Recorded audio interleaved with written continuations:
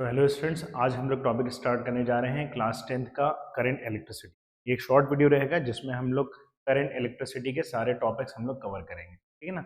बिना किसी टाइम को वेस्ट किए हुए हम लोग स्टार्ट करते हैं अपना पहला टॉपिक। सबसे पहले हम इस चैप्टर का सबसे बेस जो है चार्ज और करंट, उन दो चीज़ों के बारे में समझेंगे। देखो, चार्ज के बारे में अगर आप ध्यान दें तो आपको ये पता है कि चार्ज क्या होता है कि किसी एटम में कितने इलेक्ट्रॉन्स का एक्सेस है या कितने इलेक्ट्रॉन्स की डिफिशियंसी है, उसको हम चार्ज बोलते हैं। तो जब कोई एटम इलेक्ट्रॉन को लूज करता है तो हमें पता है उसके ऊपर कैसे चार्ज आता है, पॉजिटिव का चार्ज आता है। और जब कोई एटम इलेक्ट्रॉन गेन करता है तो उसके ऊपर नेगेटिव चार्ज आता है। इसका मतलब चार्जेस आपके हो जाएंगे दो टाइप के, एक हो जाएगा पॉजिटिव और एक हो जाएगा नेगेटिव। चार्ज की अगर हम बात करें तो कंडक्टर में अगर हम बात करें तो चार्जेस बेसिकली इलेक्ट्रॉन्स के फ्लो होने से बनता है, और इलेक्ट्रॉन पे चार्ज होता है 1.6 into 10 raise to the power -19 coulomb. और इलेक्ट्रॉन पे जो चार्ज का नेचर है वो नेगेटिव नेचर, ठीक है ना। तो किसी एटम ने कितने इलेक्ट्रॉन्स लूज किए, लूज करने पर उस पर पॉजिटिव चार्ज बिल्डअप होगा, गेन करने पर नेगेटिव चार्ज बिल्डअप होता है। तो चार्ज की अगर हम बात करें तो चार्ज क्या हो गया, एक्सेस और डिफिशियंसी ऑफ इलेक्ट्रॉन्स हो गया, ठीक है ना। और चार्ज कैसे यूनिट आप ध्यान रखेंगे क्या होती है, कूलम होती है। नेक्स्ट, अगर हम करंट के बारे में बात करें तो करंट को हम डिनोट करते हैं आई से। और करंट क्या हो जाता है, कितना चार्ज कितने टाइम में फ्लो हो रहा है उसे हम लोग बोलते हैं करंट, ठीक है ना। यूनिट अगर निकालेंगे तो यहाँ से यूनिट बन जाएगी कूलम पर सेकेंड, जिसको हम एम्पियर बोल सकते हैं। कूलम पर सेकेंड और एम्पियर यूनिट हम बोल देंगे। एक चीज हमें जो मेन कंसर्न हमें ध्यान रखना है कि देखिए, कंडक्टर में जो करंट फ्लो होता है वो ड्यू टू फ्री इलेक्ट्रॉन्स होता है। कंडक्टर में हमेशा जो भी करंट फ्लो होगा ड्यू टू फ्री इलेक्ट्रॉन्स होता है। और अगर मैं एक इलेक्ट्रोलाइट की बात करें तो वहां पे फ्री आयंस होते हैं, बोथ कैटायंस एंड एनायंस, उनके मूवमेंट से करंट बनता है, ठीक है ना। तो अगर हम कंडक्टर में बात करें तो इस चैप्टर में बेसिकली हम लोग कंडक्टर्स के बारे में ही बात करेंगे। तो कंडक्टर्स में जो भी करंट का मूवमेंट हो रहा है वो ड्यू टू फ्री इलेक्ट्रॉन्स हो रहा है, ठीक है ना। तो एक बेसिक चीज आता है कि अगर हम चार्ज एक एटम से दूसरे एटम में ट्रांसफर कर रहे हैं तो इसका मतलब हम क्या ट्रांसफर कर रहे हैं, इलेक्ट्रॉन्स को ट्रांसफर कर रहे हैं। तो मिनिमम कितने इलेक्ट्रॉन ट्रांसफर हो सकते हैं ये आप जरा सोचें, स्क्रीन को पॉज करके। कम से कम अगर मुझे इलेक्ट्रॉन ट्रांसफर करने हो तो मिनिमम कितने ट्रांसफर हो सकते हैं। तो आंसर ये आता है मिनिमम 1 इलेक्ट्रॉन आपका ट्रांसफर हो सकता है एक एटम से दूसरे एटम में। मैक्सिमम तो आप कितना भी कर सकते हैं। तो चार्ज का जो स्मॉलेस्ट यूनिट होगी वो इलेक्ट्रॉन के चार्ज के बराबर होगा, जिसकी वैल्यू इतनी होगी। देखिए, आप नेगेटिव जो है वो तो नेचर है इलेक्ट्रॉन का कि नेगेटिव है, ठीक है ना। जिस एटम पर ये इलेक्ट्रॉन पहुंचेगा उस पर इतना ही चार्ज नेगेटिव में आ जाएगा, और जिसमें लॉस होगा उस पर इतना ही चार्ज पॉजिटिव में आ जाएगा, ठीक है। तो कंडक्टर में जब आप चार्ज का मूवमेंट करते हो तो एक्चुअल में कौन मूव कर रहे हैं, इलेक्ट्रॉन्स मूव कर रहे हैं। और इलेक्ट्रॉन्स के मूवमेंट से मिनिमम मूवमेंट जो होगा वो एक इलेक्ट्रॉन के बराबर होगा। इसी से एक प्रिंसिपल भी निकलता है चार्ज का क्वांटाइजेशन, कि अगर एक एटम से दूसरे एटम में आप चार्ज ट्रांसफर कर रहे हो तो मिनिमम कितने इलेक्ट्रॉन ट्रांसफर कर सकते हैं, एक है। मैक्सिमम उसका डबल, ट्रिपल, 4 टाइम, 5 टाइम। जैसे मैं बोल रहा हूँ कि स्टेटमेंट, मैंने एक एटम से दूसरे एटम में 3.5 इलेक्ट्रॉन ट्रांसफर किए, तो ये चीज पॉसिबल नहीं है, क्योंकि आप कहोगे सर आपने भी बताया कि मिनिमम एक इलेक्ट्रॉन ट्रांसफर होगा, तो हाफ कैसे हो सकता है। इसलिए जो भी चार्ज ट्रांसफर होता है वो चार्ज इलेक्ट्रॉन के n मल्टीपल्स में ट्रांसफर होगा। इस पर्टिकुलर फॉर्मूले को Q is equals to NE को हम लोग चार्ज का क्वांटाइजेशन कहते हैं, जहां पर Q हमारा टोटल चार्ज है, N हमारे नंबर ऑफ फ्री इलेक्ट्रॉन्स है, और E क्या है, इलेक्ट्रॉन पे चार्ज है, जिसकी वैल्यू हम लोग ने ये लिखी हुई, ठीक है। तो करंट के बारे में भी हम लोग को सिंपल एक प्रॉपर्टी क्लियर हो गई, चार्ज के बारे में भी क्लियर हो गया। अब आप ये देख रहे हो, मैंने एक पॉजिटिव चार्ज और नेगेटिव चार्ज के अराउंड मैंने इलेक्ट्रिक फील्ड बनाई है, ठीक है ना। और ये बेसिकली जो मैंने दिखा रखे हैं इलेक्ट्रिक लाइन ऑफ फोर्सेस दिखा रखे हैं। तो अगर आप इस डायग्राम को देखो तो इलेक्ट्रिक लाइन ऑफ फोर्सेस जो है वो पॉजिटिव चार्ज से निकल रही है और जा किस तरफ रही है, नेगेटिव तरफ। Just like magnetic field north से निकलती थी, साउथ की तरफ जाती थी, लेकिन मैग्नेट के inside magnetic field south to north होती थी। जबकि अगर आप इन चार्जेस की बात करो तो इसके अराउंड जो इलेक्ट्रिक फील्ड है वो पॉजिटिव से निकलकर नेगेटिव पे एंड हो जा रही है, दोबारा नेगेटिव से वापस नहीं आना है, ठीक है ना। तो यही इलेक्ट्रिक लाइन ऑफ फोर्सेस और मैग्नेटिक लाइन ऑफ फोर्सेस में डिफरेंस है। अगर हम नेक्स्ट टर्म पे आ जाएं तो हमें समझना है इलेक्ट्रिक पोटेंशियल के बारे में। आप देख रहे हैं कि यहाँ पर मैंने एक चार्ज पार्टिकल पॉजिटिव का बनाया है और इसके अराउंड मैंने एक रीजन दिखा रखा है, ठीक है। अच्छा, मान लेते हैं ये चार्ज क्या है, प्लस का कैपिटल Q है। अब अगर आप सोचें इसमें मैं एक चार्ज पार्टिकल को भेजूं, ठीक है ना, इसके पास मैं एक चार्ज पार्टिकल भेज रहा हूं, प्लस का Q भेज रहा हूं। अब आप देखें तो ये प्लस इस प्लस को क्या करेगा, रिपेल करेगा। तो अगर आप तब भी इसको प्लस चार्ज देना चाहेंगे तो आपको, क्योंकि रिपल्शन एक्सपीरियंस कर रहे हो, तो आपको वर्क करना पड़ेगा। तो कितना वर्क किया, आपने इस चार्ज को लाने में उस वर्क को हम बोलेंगे इलेक्ट्रिक पोटेंशियल बोलेंगे। यूनिट अगर निकालेंगे तो यूनिट हो जाएगी जूल पर कूलम, ठीक है। अरे सेम मैनर में हम पोटेंशियल डिफरेंस के लिए भी कुछ ऐसे ही सिमिलर डेफिनेशन पढ़ते हैं। देखिए एक बार डिफरेंस क्रिएट करते हैं इलेक्ट्रिक पोटेंशियल और पोटेंशियल डिफरेंस में। इलेक्ट्रिक पोटेंशियल क्या था, चार्ज पार्टिकल को इलेक्ट्रिक फील्ड के बाहर से आप ला रहे हो। ये एक चार्ज पार्टिकल का इसका एक रीजन है जिसमें अगर आप प्लस क्यू को लेकर आओगे तो एक्सपीरियंस करेगा फोर्स, लेकिन अगर प्लस क्यू फील्ड के बाहर है तो कोई भी फोर्स नहीं एक्सपीरियंस करेगा। इसका मतलब अगर मैं चार्ज पार्टिकल को इंफिनिटी से किसी चार्ज पार्टिकल के इलेक्ट्रिक फील्ड में लाऊंगा तो जो वर्क करूंगा उस वर्क को हम बोलेंगे इलेक्ट्रिक पोटेंशियल। लेकिन अभी मैं इसको इलेक्ट्रिक फील्ड में ले आया हूं, मैं इसको मान लेते हैं, इसको मैं यहां से मूव करा के प्लस क्यू को इधर पॉइंट बी पर ले आऊं। अब फर्दर बी से ए इलेक्ट्रिक फील्ड में मैं और मूव कराऊं तो मुझे और वर्क करना पड़ेगा। तो पोटेंशियल डिफरेंस क्या होता है, इलेक्ट्रिक फील्ड के इनसाइड एक पॉइंट से दूसरे पॉइंट मूव कराने में हमने जो वर्क किया उस वर्क को हमने बोला है पोटेंशियल डिफरेंस। इलेक्ट्रिक पोटेंशियल था इंफिनिटी से इलेक्ट्रिक फील्ड में लाने का वर्क, जबकि पोटेंशियल डिफरेंस क्या है, इलेक्ट्रिक फील्ड में ही एक पॉइंट से दूसरे पॉइंट ले जाने का वर्क है। अब आप इसको देखें तो आप ये ऑब्जर्व कर रहे होंगे कि बी पॉइंट से ए पॉइंट जब हम पहुंच रहे हैं तो ए पॉइंट ज्यादा क्लोजर है प्लस क्यू के, इसलिए वहां पर रिपल्शन ज्यादा होगा, इसलिए हम वर्क भी कहां पे ज्यादा करेंगे, ए पर, इसलिए पोटेंशियल ए पर ज्यादा होगा बी पर कम होगा। तो हमने पोटेंशियल डिफरेंस को क्या लिख लिया है, V A minus V B लिख लिया, और ये हो गया work done per unit charge. तो अगर देखें तो आप दोनों के फॉर्मूले भी सेम है, दोनों की यूनिट भी क्या है, सेम है, बस जो डिफरेंस आ रहा है वो डेफिनेशन में डिफरेंस आ रहा है। ठीक है, ये बात समझ में आ रही है आप लोग को। नेक्स्ट टॉपिक की तरफ बढ़ते हैं। तो हमारा नेक्स्ट है रेजिस्टेंस, और रेजिस्टेंस के कॉज की हम बात करने वाले। देखिए अगर हम एक कंडक्टर के एक डायग्राम की बात करें तो कंडक्टर में हमने बताया था आप लोग को वहां पर होते हैं फ्री इलेक्ट्रॉन्स, और फ्री इलेक्ट्रॉन्स कंडक्टर में कैसा मोशन करते हैं, रैंडम मोशन करते हैं। तो आप देख ही रहे हैं ये सारे मैंने इलेक्ट्रॉन्स बना रखे हैं डॉट से, ये अभी कंडक्टर में रैंडम मोशन करते हैं।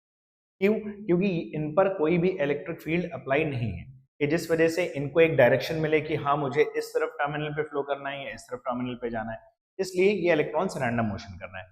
लेकिन जब हम एक कंडक्टर को बैटरी से कनेक्ट करते हैं, ठीक है ना, आप देख रहे हैं मैंने इसका ये जो एंड बी है उसको मैंने कनेक्ट कर दिया बैटरी के नेगेटिव टर्मिनल से, और जो एंड ए है उसको मैंने कनेक्ट कर दिया बैटरी के पॉजिटिव टर्मिनल से, ठीक है ना। तो इलेक्ट्रिक फील्ड की अगर हम बात करें, इधर हो गया पॉजिटिव के चार्जेस, ठीक है ना, और इधर हो गए नेगेटिव, ठीक है। तो यहाँ पर जो इलेक्ट्रॉन्स है वो किस तरफ मूव करेंगे, पॉजिटिव चार्ज पार्टिकल की तरफ फ्लो करेंगे, ठीक है ना, क्योंकि इलेक्ट्रॉन्स का नेचर कैसा है, नेगेटिव नेचर है। तो हर इलेक्ट्रॉन पहले से पहले पॉजिटिव टर्मिनल की तरफ पहुंचना चाहिए। अब देखिए जो इलेक्ट्रॉन्स होते हैं किसी पर्टिकुलर कंडक्टर में वो पहले से तो फ्री नहीं होते हैं, कोई एक एटम उस इलेक्ट्रॉन को क्या करता है, डोनेट करता है। और सपोज इस एटम ने क्या किया है, इलेक्ट्रॉन को डोनेट किया है, तो ये इलेक्ट्रॉन आगे जा रहा है। अब ये इलेक्ट्रॉन आगे बढ़ा माइनस वाला, तो इस एटम के ऊपर कौन सा चार्ज क्रिएट हो जाएगा, पॉजिटिव का। लेकिन जो पीछे से इलेक्ट्रॉन आ रहा था वो इस इलेक्ट्रॉन से इस पर्टिकुलर पॉजिटिव एटम से क्या कर जाएगा, कोलाइड कर जाएगा। ऐसे बार बार इन इलेक्ट्रॉन्स के इन पॉजिटिव एटम से क्या होंगे, कोलिजन होंगे, जिससे इलेक्ट्रॉन के चलने की स्पीड जो होगी वो बढ़ तो पाएगी नहीं, धीरे धीरे क्या हो जाएगी, घट जाएगी। तो इलेक्ट्रॉन्स के इन बार बार पॉजिटिव आयन से क्या हो रहे हैं, कोलिजन हो रहा है, और इलेक्ट्रॉन्स के खुद इलेक्ट्रॉन से भी कोलिजन हो रहे हैं।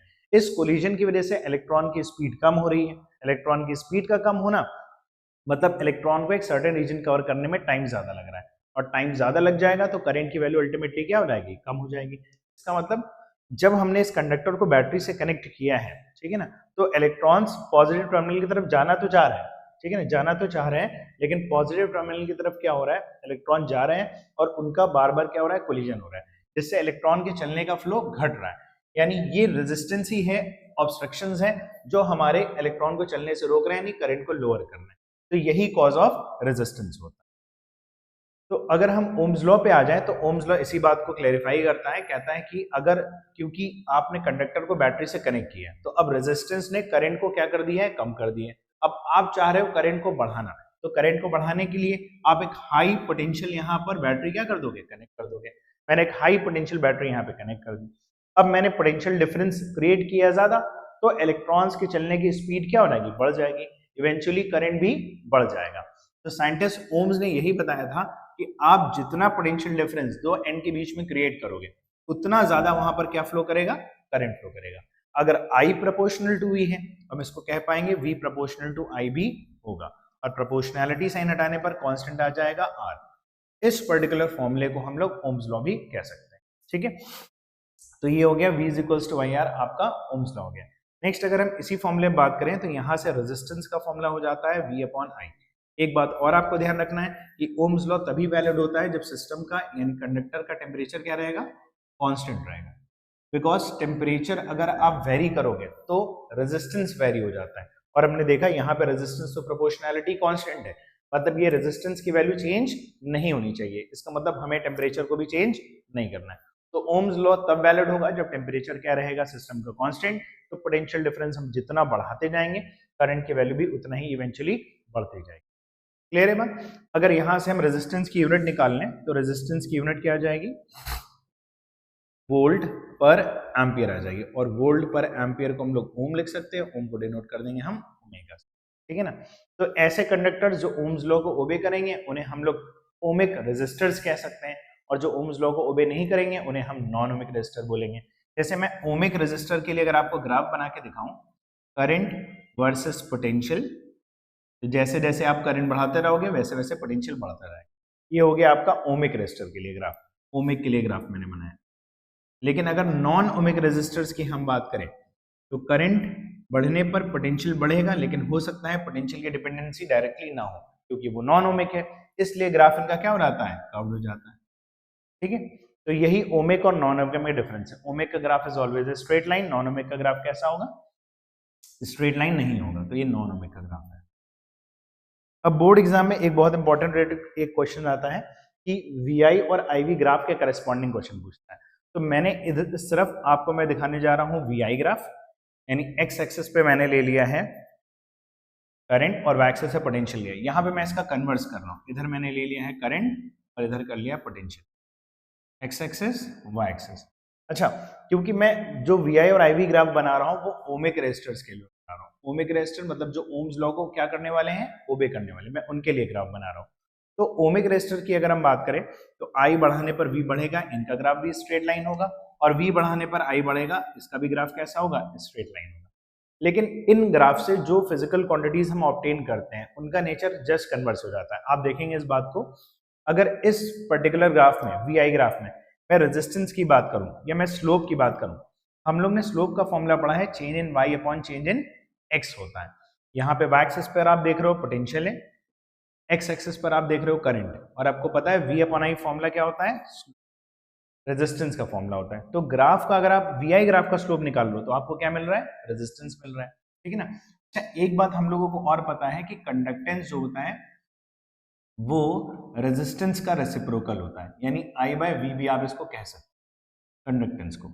तो इस ग्राफ का अगर मैं स्लोप निकालूं तो स्लोप का फिर से फॉर्मूला चलेगा change in Y upon change in X। यहाँ Y एक्सिस पर करंट है, X एक्सिस पर पोटेंशियल है, तो V अपॉन I तो R था, तो I अपॉन V क्या होगा, 1 अपॉन R, और 1 अपॉन R यानी कंडक्टेंस। तो IV ग्राफ का आप स्लोप निकालोगे तो आपको क्या दे देगा, कंडक्टेंस दे देगा। लेकिन VI ग्राफ का स्लोप क्या देगा, रेजिस्टेंस देगा। तो यहां पर अगर मुझे कंडक्टेंस निकालना है तो मैं रेजिस्टेंस का रेसिप्रोकल करूंगा, यानी मैं स्लोप का रेसिप्रोकल करूंगा। ठीक है, और यहां पर अगर मुझे रेजिस्टेंस निकालना है तो मैं कंडक्टेंस का रेसिप्रोकल करूंगा, यानी मैं स्लोप का रेसिप्रोकल करूंगा। ठीक है, इन सब टॉपिक के बेस्ड में एक न्यूमेरिकल्स की भी PDF में इसको यहाँ पे अपलोड कर दूंगा, एक मैं शॉर्ट वीडियो भी डाल दूंगा जिससे आप इस टाइप के क्वेश्चन भी करना सीख लो। मेन इस वीडियो का कंसेंट ये है कि आपको सारे कीवर्ड जो हैं, की पॉइंट जो है वो मिल जाए इस चैप्टर के, और एक शॉर्ट रिविजन मिल जाए। चलिए नेक्स्ट टॉपिक की तरफ बढ़ते हैं। नेक्स्ट टॉपिक है हमारा रेजिस्टिविटी। देखो रेजिस्टिविटी के बारे में अगर बात करें, कई बच्चों को रेजिस्टिविटी से रिलेटेड कंफ्यूजन रहता है कि रेजिस्टिविटी और रेजिस्टेंस का क्या डिफरेंस है। तो चलते हैं इस डिफरेंस को हम लोग दूर करते हैं। देखिए, अगर हम रेजिस्टेंस के फैक्टर्स की बात करें तो रेजिस्टेंस 4 चीजों पे डिपेंड करता है। सबसे पहले तो रेजिस्टेंस डिपेंड करेगा मटेरियल के नेचर पे डिपेंड करेगा। ठीक है ना, मटेरियल का नेचर, अगर मटेरियल अगर डिफरेंट है तो उसका रेजिस्टेंस भी डिफरेंट होगा। जैसे आप सिंपल से सोच के देखिए, कॉपर और सिल्वर, इसका रेजिस्टेंस किसका ज्यादा होगा, कॉपर ही का ज्यादा होगा। ठीक है ना, अगर दोनों की मैं लेंथ भी सेम रखूं, दोनों का एरिया भी सेम रखूं, तब भी रेजिस्टेंस कॉपर का ज्यादा होगा। तो मटेरियल के नेचर पे डिपेंड करेगा। दूसरी बात, कंडक्टर के टेम्परेचर पे डिपेंड करता है। क्या मतलब है कि अगर कंडक्टर का आप टेम्परेचर बढ़ाओगे तो उसका रेजिस्टेंस बढ़ेगा। लेकिन फिर मुझसे पता है कुछ स्टूडेंट्स कहते हैं कि सर इसका मतलब आप ये भी तो कह सकते हैं कि रेजिस्टेंस टेम्परेचर के डायरेक्टली प्रोपोर्शनल है। तो मैं कहता हूँ बेटा ये आप ऐसा नहीं कह सकते। क्यों नहीं कह सकते? क्योंकि देखिए कंडक्टर का जो रेजिस्टेंस है वो डिपेंड करता है मटेरियल के नेचर पे, और वो मटेरियल टू मटेरियल वेरी कर रहा है। जस्ट लाइक अगर हम कॉपर और सिल्वर की बात करें, दोनों का हम टेम्परेचर बढ़ाएंगे तो दोनों का रेजिस्टेंस बढ़ता है, लेकिन कॉपर का रेजिस्टेंस एक ग्रेटर रेट से बढ़ता है और सिल्वर का रेजिस्टेंस स्लो रेट से बढ़ेगा। तो इसको हम डायरेक्टली प्रोपोर्शनल तो नहीं कह सकते, लेकिन ये कह सकते हैं दोनों का टेम्परेचर बढ़ाने पर रेजिस्टेंस बढ़ेगा। लेकिन एक का इंक्रीमेंट फास्ट है, एक का इंक्रीमेंट स्लो है, इसलिए हम डायरेक्टली प्रोपोर्शनल नहीं कहते हैं। तीसरी बात, रेजिस्टेंस कंडक्टर की लेंथ पर डिपेंड करेगा। सोच के देखिए, हम जितनी ज्यादा लेंथ होगी उतना ज्यादा इलेक्ट्रॉन्स के बार बार क्या होंगे, कोलिजन होंगे, और कोलिजन होने से रेजिस्टेंस बढ़ेगा। और एरिया ऑफ क्रॉस सेक्शन पर रेजिस्टेंस कैसे डिपेंड करेगा, इनवर्सली। एरिया बढ़ा दोगे तो नंबर ऑफ कोलिजन्स कम हो जाएंगे, इसलिए रेजिस्टेंस एरिया पर इनवर्सली डिपेंड करेगा। तो अगर इन्हीं दोनों फैक्टर्स को मैं कंबाइन कर लूं तो ऑन कंबाइनिंग हमारा फॉर्मूला बन जाएगा R प्रोपोर्शनल टू L/A, और आपको पता है हम प्रोपोर्शनैलिटी कांस्टेंट लगाएंगे, आ जाएगा रो। तो इस रो को ही हम लोग ने क्या बोला है, स्पेसिफिक रेजिस्टेंस बोला है। अगर मैं इस फॉर्मूले से रो का फॉर्मूला में बनाऊं तो रो इज इक्वल्स टू आ जाएगा RA/L हो जाएगा। ठीक है, तो मैं ये क्लास में बच्चों से क्वेश्चन पूछता हूँ कि आप इस फॉर्मूले को देखें तो रेजिस्टिविटी एरिया पर और लेंथ पर कैसे डिपेंड कर रही है। तो सब बच्चे ये आंसर कर देते हैं, कहते हैं रेजिस्टिविटी एरिया पर डायरेक्टली, लेंथ पर इनवर्सली। लेकिन ऐसे नहीं है, एक्चुअल में एरिया और लेंथ पर कौन डिपेंड कर रहा है, रेजिस्टेंस डिपेंड कर रहा है। यहाँ तो रो रेजिस्टिविटी क्या था, प्रोपोर्शनैलिटी कांस्टेंट था, तो ये एरिया और लेंथ पर डिपेंड नहीं करेगा। ठीक है ना, ये बात ध्यान रखें। तो पूछते हैं सर पर डिपेंड किस पे करेगा, डिपेंड सिर्फ दो चीजों पे करता है। फिर वही बात, अगर रेजिस्टिविटी की बात करेंगे तो ये भी मटेरियल के नेचर पे डिपेंड करेगा और टेम्परेचर ऑफ द कंडक्टर पे डिपेंड करेगा। रेजिस्टिविटी एरिया और लेंथ पे डिपेंड नहीं करता है, क्योंकि इस फॉर्मूले में तो ये क्या था, प्रोपोर्शनैलिटी कांस्टेंट था। It is the resistance that depends on length and area. यहाँ पे अगर मैं एरिया को 1 यूनिट कर दूं और लेंथ को भी मैं 1 यूनिट कर दूं, तब रेजिस्टिविटी रेजिस्टेंस के बराबर हो जाएगी। इसका मतलब रेजिस्टिविटी क्या है, it is the resistance of that particular conductor whose area is 1 unit and length is 1 unit। तो हमेशा 1 यूनिट लेंथ के लिए 1 यूनिट क्रॉस सेक्शन एरिया पे जो भी रेजिस्टेंस है, उस रेजिस्टेंस को ही हम लोग ने क्या बोला है, रेजिस्टिविटी, या इसको हम स्पेसिफिक रेजिस्टेंस भी बोलते हैं। ये फॉर्मूला आपको समझ में आ गया होगा। नेक्स्ट हमारा जो टॉपिक है वो है ईएमएफ, टर्मिनल वोल्टेज और वोल्टेज ड्रॉप। इसमें भी बच्चों को बहुत बड़ा एक कंफ्यूजन रहता है। ठीक है, सबसे पहले तो हम एक बात ये समझ लेते हैं कि जो EMF, terminal voltage, voltage drop है, तीनों ही क्या है, एक तरीके के इलेक्ट्रिक पोटेंशियल है। तीनों की ध्यान रखेंगे क्या है, पोटेंशियल है, यानी चार्ज को मूव कराने में किए गए वर्क है। बस तीनों का नेचर क्या है, अलग अलग है। इसको समझने के लिए मैं बहुत एक सिंपल सा एग्जांपल मैं अपनी क्लास में देता हूँ कि मान लीजिए आप क्या करते हैं, एक मार्केट से सेल परचेज करते हैं। सेल मतलब जो टीवी रिमोट में लगाते हैं, टॉय कार में लगाते हैं, मैं उस प्राइमरी सेल की बात कर रहा हूँ। अब वो रिमोट, आप टीवी का रिमोट अपने घर में लेकर आते हो और लाकर कहाँ लगाते हो, टीवी के रिमोट, सॉरी सेल आप लेकर आते हो और उसको टीवी के रिमोट में लगाते हो। ठीक है ना, अब सेल क्या होगा, टीवी के जब रिमोट में लगाओगे तो करंट आपको प्रोवाइड करता है। ठीक है ना, तो ये मैंने एक सेल ले रखा है, ठीक है ना, और उस सेल को मैंने एक लोड से लगा रखा है। लोड हमारा क्या है, टीवी का रिमोट है या टॉय कार है। तो टीवी का रिमोट या टॉय कार जो भी रेजिस्टेंस ऑफर करता है, इस रेजिस्टेंस को डिनोट करते हैं कैपिटल आर से, और इसको हम बोलते हैं एक्सटर्नल रेजिस्टेंस बोलते हैं। ठीक है ना, अच्छा मान लीजिए फॉर एग्जांपल आप जो सेल लेकर आए हैं वो पोटेंशियल प्रोवाइड कर रहा है 10 वोल्ट। ठीक है ना, तो जब इस 10 वोल्ट को आप एक्सटर्नल रेजिस्टेंस से कनेक्ट करोगे तो एक्सटर्नल रेजिस्टेंस को पूरा का पूरा 10 वोल्ट कंजम्पशन करना चाहिए। लेकिन क्या होता है, वो कंजम्पशन मान लिए कर पाया 8 वोल्ट। ठीक है ना, तो बाकी बचा 2 वोल्ट कहाँ गया। तो इस बात को ध्यान रखेंगे कि जो भी हमारा सेल होता है उसके अंदर भी क्या होता है, एक रेजिस्टेंस होता है। ऐसे रेजिस्टेंस को हम इंटरनल रेजिस्टेंस बोलते हैं। हमारा जो सेल है उसके अंदर इलेक्ट्रोलाइट होता है और वो इलेक्ट्रोलाइट भी कुछ रेजिस्टेंस ऑफर करता है, उस रेजिस्टेंस को हम क्या बोलते हैं, इंटरनल रेजिस्टेंस बोलते हैं। तो आपने सप्लाई करी 10 वोल्ट की, 8 वोल्ट आप कंजम्पशन कर पाए, 2 वोल्ट कहाँ गया, इस इंटरनल रेजिस्टेंस के फॉर्म में क्या हो जाता है, वेस्ट हो जाता है, या कह दो पोटेंशियल आपका कम हो जाता है। तो यहां पर अगर हम ध्यान दें तो हम ये कह सकते हैं कि एक्सटर्नल रेजिस्टेंस के अक्रॉस जो भी वोल्टेज खर्चा होता है उस वोल्टेज को हम टर्मिनल वोल्टेज बोलते हैं और डिनोट करते हैं कैपिटल वी से। ये है टर्मिनल वोल्टेज।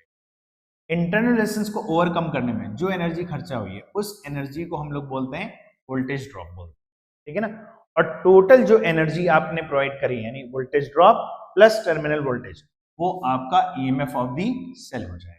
तो ये हो गया ईएमएफ ई। कुछ बुक्स में ईएमएफ को एप्सिलॉन से भी डिनोट किया जाता है और वोल्टेज ड्रॉप को हम लोग ने स्मॉल वी से डिनोट। तो ये तीनों वोल्टेजेस हो गए।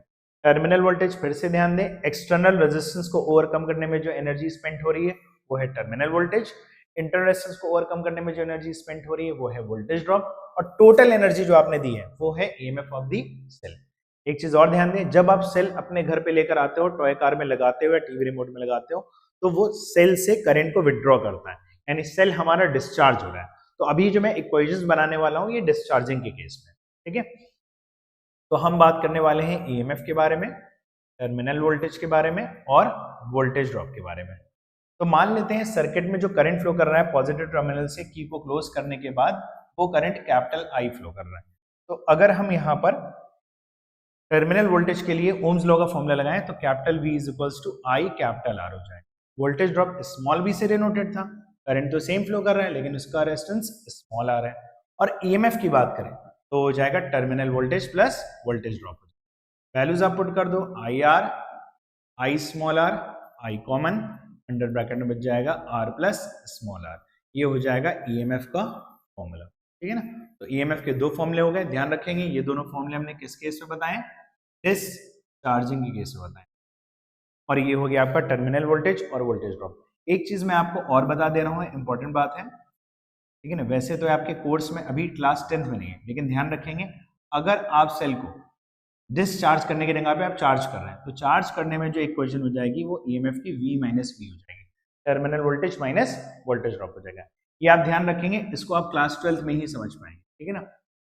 अगर आपको कोई डाउट लगता है तो मुझे कमेंट सेक्शन में बताएंगे, तो मैं इस टॉपिक के लिए एक फर्दर वीडियो बना दूंगा, इसके लिए मैं आपको बता दूंगा ये कैसे होता है। तो ये हो गया आपका EMF, terminal voltage end voltage drop, तीनों ही पोटेंशियल है, मैंने तीनों के लिए टर्म्स आपको इक्वेशन बता दी। अच्छा, कई बार लोगों को न्यूमेरिकल्स में डाउट होता है कि सर न्यूमेरिकल्स में हमें कब ये फॉर्मूले लगाने हैं, कब सिर्फ ओम्स लॉ लगाना है। तो बहुत बेसिक सिचुएशन है, अगर न्यूमेरिकल में इंटरनल रेजिस्टेंस की बात कर रहा है, इसका मतलब वोल्टेज ड्रॉप हो रहा है, तो हमें इन तीनों फॉर्मूले को यूज करके क्वेश्चन को सॉल्व करना है। लेकिन अगर क्वेश्चन में इंटरनल रेजिस्टेंस के बारे में कोई बात नहीं कर रहा है या फिर कह रहा है इंटरनल रेजिस्टेंस 0 है, तो अगर इंटरनल रेजिस्टेंस स्मॉल r 0 हुआ तो अल्टीमेटली वोल्टेज ड्रॉप 0 हो जाएगा, तो ये इक्वेशन गायब हो जाएगी, ठीक है ना। तो अगर स्मॉल r यहाँ पे 0 किया तो E बराबर आई कैपिटल आर आ जाएगा, which is again terminal voltage हो जाएगा। यानी जब स्मॉल r 0 होता है तो ईएमएफ एक्चुअल में टर्मिनल वोल्टेज के बराबर हो जाता है, ठीक है ना। तब हम simple Ohm's law V is equals to I R से उस पर्टिकुलर न्यूमेरिकल को, सर्किट डायग्राम को हम लोग सॉल्व करेंगे, ठीक है। स्क्रीन को पॉज करके आप इस चीज को नोट कर लेना। तो हमारा इस टॉपिक, इस चैप्टर में एक टॉपिक और समझ में आता है, रेजिस्टेंस का कॉन्सेप्ट आता है कि रेजिस्टर्स जो होते हैं तीन तरीके से कनेक्टेड हो सकते हैं किसी पर्टिकुलर सेल में, सर्किट में, या तो सीरीज में कनेक्टेड हो सकते हैं या फिर पैरेलल में। अभी जो हम आपके सामने कॉम्बिनेशन देख रहे हैं वो पैरेलल सीरीज कॉम्बिनेशन देख रहे हैं। अब आप देखें सीरीज कॉम्बिनेशन, इसको क्यों बोला गया है। आप देख रहे हैं मैंने यहाँ पर एक बैटरी लगा रखी, स्विच को ऑन कर दिया तो करंट पॉजिटिव टर्मिनल से निकलेगा और नेगेटिव टर्मिनल की तरफ वापस आएगा। अच्छा, जो करंट यहाँ से फ्लो करके इन तीनों रेजिस्टर से जा रहा है, क्योंकि ये R1, R2, R3 सीरीज में कनेक्टेड है, तो तीनों में करंट क्या फ्लो करेगा, सेम अमाउंट ऑफ करंट यहाँ पर क्या करेगा, तीनों में फ्लो करेगा, और उस करंट को हम लोग ने I मान लिया है, ठीक है। रेजिस्टर R1, R2, R3 के अक्रॉस ये करंट फ्लो करेगा। लेकिन ये R1, R2, R3 क्योंकि सीरीज में कनेक्टेड है तो पोटेंशियल तीनों में डिवाइड हो जाएगा। बहुत बेसिक टर्म याद रखिए आप कि जब सीरीज में कनेक्टेड है, करंट सेम फ्लो कर रहा है, तो पोटेंशियल डिवाइड हो जाएगा। पैरेलल में हम इसे कन्वर्स करेंगे, उसको हम वहां पे देखेंगे। तो अगर मैं यहाँ पे ओम्स लॉ लगाऊं, ओम्स लॉ से आप कह सकते हैं V is equals to I R होता है, ठीक है। इसको इक्वेशन नंबर 1 मान लेते हैं। अब यहाँ पे आप तीन रेजिस्टर देख रहे हो, R1, R2 और R3 आप देख रहे हो। अगर मैं इन R1, R2, R3 की बात करूं तो पहले वाले पर पोटेंशियल V1 बराबर I R1 हो जाएगा, दूसरे वाले पे V2 बराबर I R2 हो जाएगा, तीसरे रेजिस्टर पर V3 बराबर I R3 हो जाएगा। अब जनरल अब अगर आप देखें, टोटल आपने पोटेंशियल यहाँ से V वोल्ट प्रोवाइड किया, वो V वोल्ट का पोटेंशियल इन रेजिस्टर पे तीन पार्ट में डिवाइड हो गया। मैं डायग्राम से कह सकता हूँ V equal to V1 plus V2 plus V3। चलिए वैल्यू पुट कर लेते हैं, IR, IR1, IR2, IR3। I common हो जाएगा एंड फिर कैंसिल हो जाएगा, तो R इज इक्वल्स टू आ गया R1 plus R2 plus R3। तो सीरीज में हम ये फॉर्मूला यूज करते हैं इक्विवेलेंट रेजिस्टेंस निकालने के लिए। अगर हम पैरेलल कॉम्बिनेशन की बात करें तो आप देख रहे हो कि करंट पॉजिटिव टर्मिनल से निकला, ये करंट आगे जाकर फर्दर कितने पार्ट में डिवाइड हो रहा है, 3 पार्ट में डिवाइड हो रहा है। तो अब की करंट डिवाइड हो चुका है, तो सब पर पोटेंशियल क्या रहेगा, सेम रहेगा, ठीक है ना, ऐसे आप याद कर सकते हो। तो अगर फिर से मैं वही बात करूं कि बाय ओम्स लॉ से V is equals to I R होता है, तो यहाँ से I is equals to eventually V upon R हो जाएगा। पहले रेजिस्टर पर करंट निकालेंगे तो V बाय R1, दूसरे पर रेजिस्टर पर करंट निकालेंगे V बाय R2, तीसरे पर निकालेंगे I3 V बाय R3 हो जाएगा। तो करंट यहाँ पर I 3 पार्ट में डिवाइड हुआ है, I1, I2 और I3 में। I की वैल्यू पुट करी V by R, V by R1, V by R2 और V बाय R3। यहाँ से फॉर्मूला हमारा बन जाएगा 1 by R equal to 1 by R1 plus 1 by R2 plus 1 by R3। एक चीज और नोट कर लें कि मैंने इन सीरीज और पैरेलल के आपको डेरिवेशन तो बताए ताकि आपको एक कॉन्सेप्ट समझ में आए, लेकिन हमारे आईसीसी के कोर्स में टॉपिक है नहीं डेरिवेशन, हमें मेन फॉर्मूला ध्यान रखना है और कंसेप्ट ध्यान रखना है। कंसेप्ट यही कंसेप्ट है कि पैरेलल में करंट डिवाइड हो जाता है, पोटेंशियल सेम रहेगा, और सीरीज में आप देख रहे थे कि करंट सेम था तो पोटेंशियल डिवाइड हो चुका था, ठीक है ना। तो ये सीरीज और पैरेलल के फॉर्मूले। लास्ट हमारा टॉपिक है इस चैप्टर का इलेक्ट्रिकल एनर्जी एंड पावर। अब आप घर में, आपके घर में इलेक्ट्रिकल एनर्जी आ रही है, उस इलेक्ट्रिकल एनर्जी को आप कंजम्पशन करते हो, ठीक है ना। और आपको पता है हर चीज के बारे में कि हम लोग ने चैप्टर 3 पढ़ा था वर्क एनर्जी एंड पावर में कि everything which is energy is also a work. तो हम लोग एनर्जी निकालने के लिए वर्क को यूज कर लेते हैं। जैसे पोटेंशियल की बात करें, पोटेंशियल होता है work done per unit charge, तो यहाँ से वर्क हो जाएगा पोटेंशियल इंटू चार्ज हो जाएगा। अब अगर आप चार्ज को आप क्या लिख सकते हैं, करंट इंटू टाइम लिख सकते हैं, तो इलेक्ट्रिकल एनर्जी का पहला फॉर्मूला बन जाएगा VIT। अगर हम V की जगह पे IR लिख दें ओम्स लॉ से, तो IR into IT, formula ultimately क्या आ जाएगा, W is equals to I square RT आ जाएगा। और अगर मैं सेम फॉर्मूले में ओम्स लॉ से I की जगह पे V अपॉन R लिख दूं, तो V square upon R square into R into T, एक R कैंसिल हो जाएगा, तब वर्क का फॉर्मूला आ जाएगा हमारा V square upon R into T हो जाएगा। ये हो जाएंगे इलेक्ट्रिकल एनर्जी यानी वर्क के फॉर्मूले। एक चीज इसमें और देख ले, अगर हमें इलेक्ट्रिकल पावर निकालनी है तो पावर निकालने के लिए हम लोग work done per unit time करेंगे। वर्क का पहला फॉर्मूला पुट करेंगे VIT, time time cancel, power का फॉर्मूला बन गया PI। नेक्स्ट टाइम इससे कैंसिल, I स्क्वायर R बन जाएगा। नेक्स्ट ये वाला फॉर्मूला आप रख लेंगे तो V स्क्वायर अपॉन R बन जाएगा। इस तरीके से इलेक्ट्रिकल पावर के आपके 3 फॉर्मूले आ जाएंगे। अच्छा, एक एग्जाम में और क्वेश्चन आता है, वो कहता है हीटिंग इफेक्ट निकालो या कितनी एनर्जी डिसिपेट हो रही है उस पर्टिकुलर कंडक्टर में। तो डिसिपेशन मतलब एनर्जी लॉस, और एनर्जी लॉस जो होती है वो ड्यू टू हीटिंग इफेक्ट होती है। तो जब भी हीटिंग इफेक्ट की बात करेंगे तो एनर्जी आप हीट एनर्जी निकालना चाहते हो, और हीट एनर्जी एक्चुअल में भी क्या है, वर्क है, और वर्क का फॉर्मूला क्या है, I स्क्वायर RT। तो हीटिंग इफेक्ट निकालने के लिए आप ये वाला फॉर्मूला यूज करोगे। एक चीज और देख लें, इस फॉर्मूले से हमें एक प्रॉपर इंपॉर्टेंट ऑब्जर्वेशन मिल रहा है कि जो हीटिंग इफेक्ट है वो डिपेंड कर रहा है करंट पर, स्क्वायर पर, रेजिस्टेंस पर डिपेंड करेगा और टाइम पर डिपेंड करेगा। ये 3 फैक्टर है। एक और इसका इंपॉर्टेंट क्वेश्चन आता है कि इलेक्ट्रिकल एनर्जी मतलब क्वेश्चन में मिलते हैं बिल निकालने वाले। तो बिल में बेसिकली हम क्या करते हैं कि आप देख रहे हैं पावर का फॉर्मूला है वर्क अपॉन टाइम, वर्क को हम एनर्जी अपॉन टाइम लिख ले रहे हैं। एनर्जी का फॉर्मूला क्या हो जाएगा, पावर इंटू टाइम हो जाएगा। मोस्टली क्या होता है कि हमारे जो न्यूमेरिकल्स होते हैं उनमें बिल हम किलोवाट आवर में निकालते हैं, तो उसमें ध्यान रखेंगे कि अगर क्वेश्चन में पावर आपको जूल में दिया है और टाइम सेकेंड में दिया है, तो एनर्जी की यूनिट आपकी जूल सेकेंड यानी वॉट बन जाएगी। लेकिन अगर पावर वॉट में है और टाइम आर में है, तो एनर्जी की यूनिट वॉट आर बन जाएगी। आर अगर किलोवाट में है, टाइम अगर आर में, तो एनर्जी की यूनिट बन जाएगी किलोवाट आर। और सारे हमारे क्वेश्चन बेसिकली इसी पर होते हैं और इसको हम यूनिट्स बोलते हैं।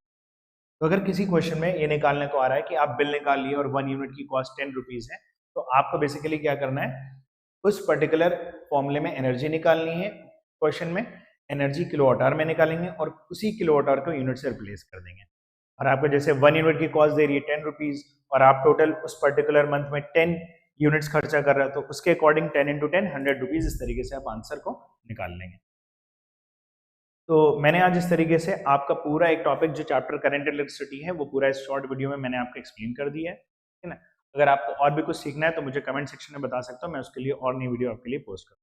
बाकी आप हमारे इस पर्टिकुलर ही हमारे लिंक्स दिए हैं, चैनल्स दिए हैं, इनको आप फॉलो कर सकते हो। ठीक है, थैंक यू क्लास, मिलते हैं फिर नेक्स्ट वीडियो में।